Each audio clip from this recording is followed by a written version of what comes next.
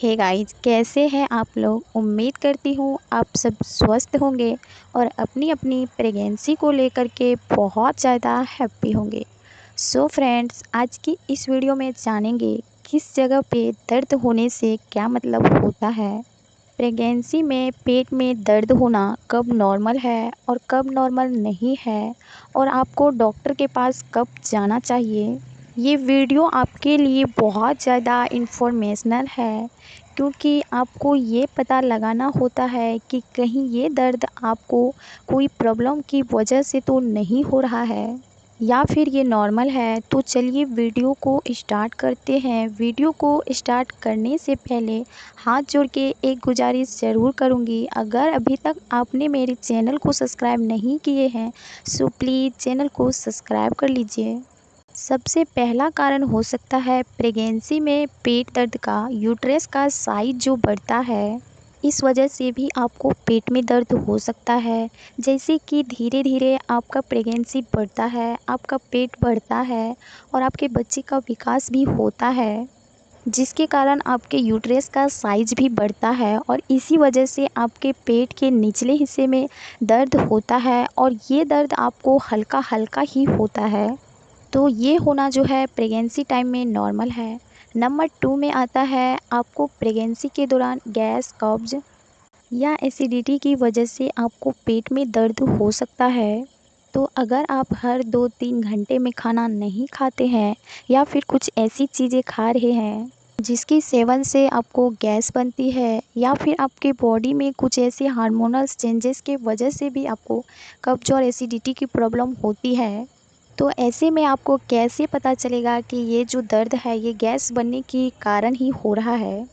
तो इस दर्द को पहचानने का तरीका है कि आपको कमर के लेफ़्ट या फिर राइट साइड में किसी भी जगह पे अचानक से दर्द होना स्टार्ट हो जाता है, और ये दर्द जो है आपको एक ही स्थान पे नहीं हो रहा है। कभी लेफ़्ट साइड हो रहा है तो कभी राइट साइड हो रहा है, तो कभी नाभि के निचले हिस्से में हो रहा है, और बीच बीच में आपको खट्टी खट्टी डकारें भी आ रही है।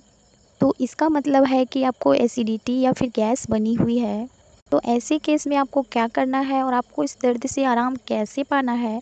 तो सबसे पहली चीज़, आपको खाने में बहुत ज़्यादा गैप नहीं देना है, और सुबह सबसे पहले आपको नारियल पानी पीना है, और आप छाछ पी सकते हैं, इससे आपको आराम मिलेगा।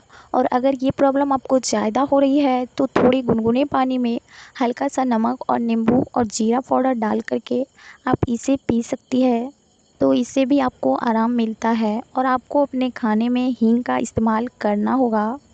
अब बात आती है कब्ज़ की। अगर आपको कब्ज़ हो रखी है, आपकी पेट पूरी पूरी तरह से क्लियरली साफ़ नहीं हो पा रहा है, तो ऐसे केस में आपको पेट के निचले हिस्से में दर्द हो सकता है, और ये तो आपको खुद ही पता लग जाएगा कि आपको कब्ज़ की प्रॉब्लम है। तो देखिए, आपको प्रेगनेंसी के दौरान कब्ज़ की प्रॉब्लम को नहीं होने देना चाहिए।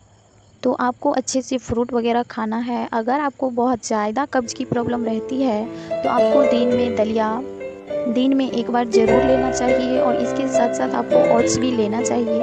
और तब भी अगर आपको ये प्रॉब्लम सॉल्व नहीं हो पा रही है तो आपको अपने डॉक्टर से एक बार कंसल्ट ज़रूर करना चाहिए। नेक्स्ट होता है इन्फेक्शन। अगर आपको प्रेगनेंसी में किसी भी तरह की यूटीआई या फिर यूरिन में किसी तरह का इन्फेक्शन है, तो ऐसे केस में भी आपको पेट में दर्द हो सकता है, जिस वजह से अक्सर आपको पेट के निचले हिस्से में दर्द रहता है। तो ऐसे केस में आपको क्या करना होगा।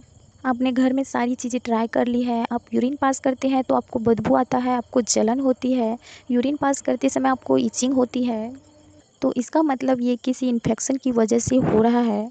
तो ऐसे केस में आपको अपने डॉक्टर से कंसल्ट करना चाहिए। वो आपको कुछ मेडिसिन, कुछ दवाइयाँ लिखते हैं, जिससे ये प्रॉब्लम जो है थोड़ी दिन में ठीक हो जाएगी। साथ ही साथ आपको ऐसे टाइम पर पानी भी ज़्यादा से ज़्यादा पीते रहना चाहिए। तो देखिए, ये जो सारी कंडीशन मैंने आपको बताई है ये नॉर्मल कंडीशन में आता है, जो कि प्रेगनेंसी टाइम में किसी को भी थोड़ा बहुत रहती ही है।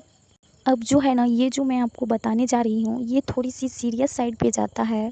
ऐसे केस में अभी जो मैं आपको प्रॉब्लम बताने जा रही हूँ, तो इस केस में आपको अपने डॉक्टर के पास जाना चाहिए। इसके बाद एक लेबर पेन आता है, जिसको हम फर्स्ट लेबर पेन कहते हैं, जो दर्द आपको 8वें या 9वें महीने में हो सकता है।